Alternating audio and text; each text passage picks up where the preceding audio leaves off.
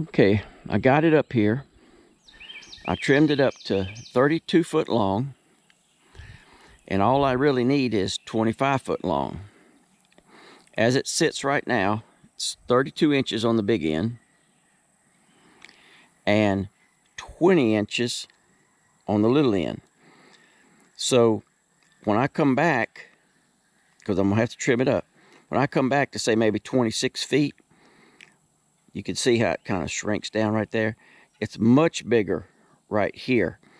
So I'm estimating 24 inches minimum there, which would give me at least a 17-inch square cant all the way down, plus some sideboards. But let's just study on the 17-inch cant.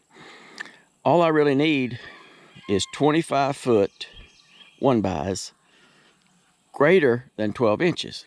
So if it's a 1x15, that's okay. If 1x17, that's okay. It just can't be smaller than 1x12. And I need about a dozen of them.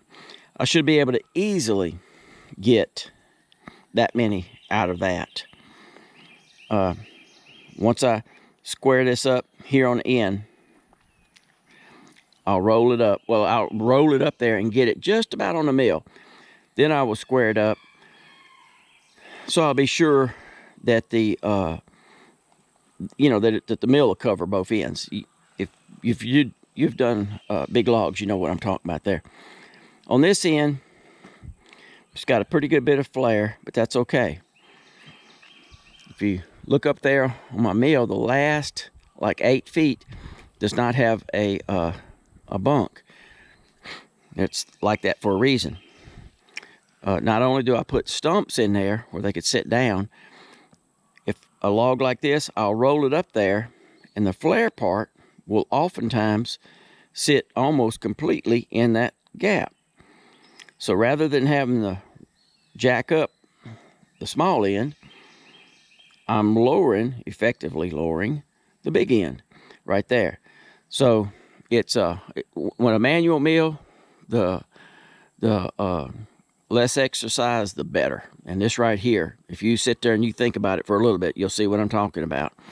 If you drop the flare down in here, it's the same thing as jacking up that end down there, with the exception, it's a whole lot more stable when that flare is dropped down below that bunk. And if you think about it for a little bit, you'll see what I mean.